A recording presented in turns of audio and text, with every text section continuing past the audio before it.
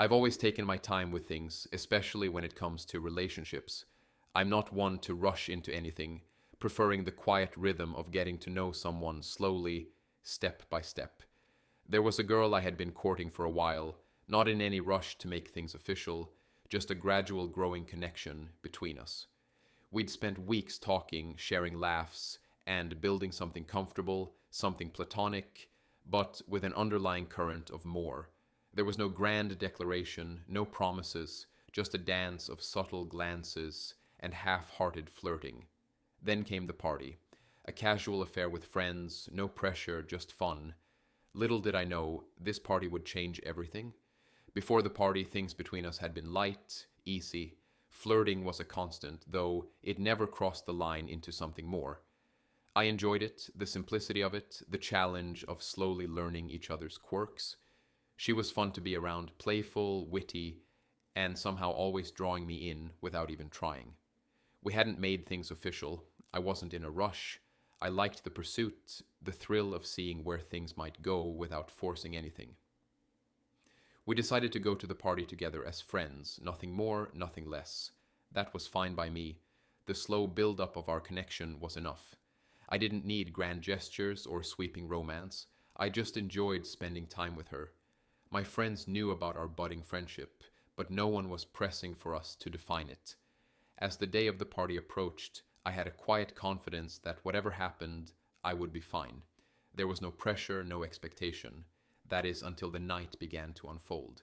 The party was everything you'd expect from an outdoor gathering by a fire. Laughing friends, music drifting through the air, and the crackling warmth of the flames. The night was young, and everything felt easy. We stuck close to each other, chatting with friends, but always returning to one another's orbit. It felt natural, light, a fun exchange of glances and smiles. We joked around, caught in that space where words didn't even need to be spoken to communicate something deeper. She was laughing, her eyes sparkling in the firelight, and I couldn't help but feel that undeniable connection between us.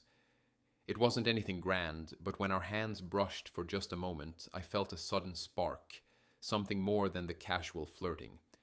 Our laughter seemed to linger longer than usual, and there was a certain warmth in the way we shared those moments.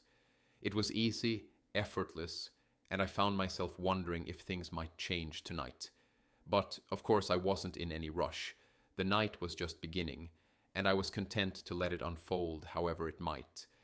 As the night wore on, the dynamics started to shift. I noticed her talking to another guy, someone from our group, who I didn't know very well. It wasn't anything blatant, but the energy between them felt different. They laughed a little too hard at each other's jokes, shared glances that felt more intimate than they should have been. I told myself it was nothing to worry about. She wasn't mine, and I wasn't going to get possessive. I was cool about it, or at least I tried to be. But a part of me couldn't help but notice the growing interaction between them. My thoughts wandered, but I stayed calm, trying to keep my composure. I was fine, or so I told myself. Still, I couldn't ignore this subtle pang in my chest. It wasn't jealousy, at least not in the way people usually talk about it, but a slow realization that maybe I wasn't the only option on her mind, and that somehow felt like the beginning of something else. It was subtle at first. She came over to me, her voice casual, as if it was no big deal. "I'm going to head out with him," she said, nodding toward the guy she'd been talking to. It hit me, but I didn't show it. I kept my face neutral, trying not to let her see how much it stung. "All right," I said, my voice steady. "Take care." Inside there was a mix of emotions, confusion, disappointment, maybe even a little disbelief. But I didn't let it show. She wasn't mine to keep, and I wasn't going to stop her. I wasn't going to beg or plead or try to change her mind. She had made her choice, and it was clear now that I wasn't in the picture. She smiled, said goodbye, and walked off with him, leaving me standing by the fire, feeling something I couldn't quite name. Rejection, sure. But there was also something else, something almost freeing in the finality of it all. The next morning I was surprisingly calm. In a strange way, it didn't feel like I'd lost anything because, truthfully, we hadn't really been together. We'd never made anything official. I hadn't invested my whole self into the idea of us, and maybe that was what made it easier to let go. My friends picked up on the situation and they offered sympathy, but I wasn't upset. I wasn't angry, just moving on. It was clear to me now that whatever was between us wasn't meant to be. Maybe I had taken things too slowly, maybe not, but I wasn't going to be upset over something that never truly existed.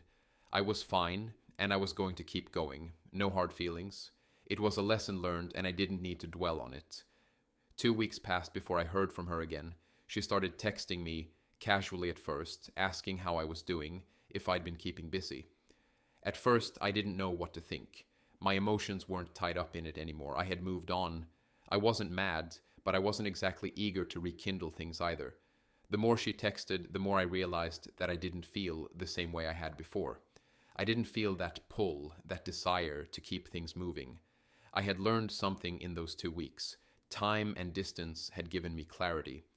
I wasn't in any rush to jump back into whatever this was. I was fine where I was, and I wasn't about to rearrange my life just to make room for someone who had already chosen someone else. Still, I played along, responding with polite indifference, not wanting to seem cold, but not inviting anything deeper. I wasn't sure what she expected, but I knew I wasn't the same person I'd been before the party. It didn't take long for her to apologize. The texts started coming more frequently, each one more personal, more regretful. She admitted she'd made a mistake, that leaving with him wasn't something she'd planned. "I just didn't know how you felt about me," she said, her words filled with uncertainty. She told me she liked me, but had been confused at the time. I didn't know how to respond. Part of me wanted to feel sorry for her, to hear her out, but I didn't.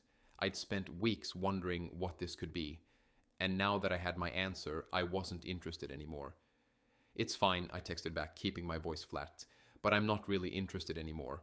There was no anger in my response, just a quiet finality. She had made her choice, and now it was my turn to make mine. She continued to text, trying to explain herself, but I didn't need to hear it. The door had closed, and I wasn't looking back. As I reflected on everything, the truth became clear. She had treated me like an option, something to fall back on when the other choices didn't work out. And that was something I couldn't accept. Leaving with someone else without even a second thought was the final straw. It wasn't just the rejection, it was the realization that I was never a priority to her. That moment sealed it for me. I wasn't about to entertain the idea of being second choice. No matter how sincere her apology seemed, I couldn't shake the feeling that I deserved better. I wasn't going to let myself be an afterthought in someone else's story. The conflict inside me had already been settled. It was done. So I asked her one final question. "Why did you leave with him?" I wasn't looking for an explanation. I didn't need one. I just wanted to know what had been going through her mind. But deep down, I knew her answer wouldn't change anything. It was already over. She responded with a mix of shame and explanation. "I thought he might be a better fit," she admitted. "I didn't want to hurt you, but I was scared." Her words felt like an excuse, like she was trying to justify her actions. "I regret it, but I didn't know how to reach out sooner." The more she explained, the less I cared. I had already made up my mind. I didn't want to be a part of her decision-making process anymore. The door had been closed, and it wasn't something I was going to open again. I decided to cut contact entirely. It was time to move on. This chapter was over. Looking back, I realized how much I've grown from the whole experience. I wasn't the type to rush into anything, and maybe that had been my mistake in some ways. But in the end, it was clear to me that I didn't need to settle for being someone's second choice. It was a hard lesson, but a necessary one. I'd been slow to act, perhaps too slow, but I'd also learned the value of recognizing when something wasn't right.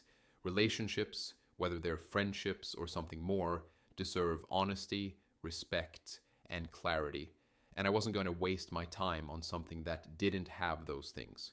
I realized that taking my time wasn't about being passive. It was about being intentional. Actions have consequences, and those choices shape the kind of relationships we build. Moving on from this experience has made me clearer about what I want in the future. Someone who sees me as more than just an option, someone who values the connection as much as I do.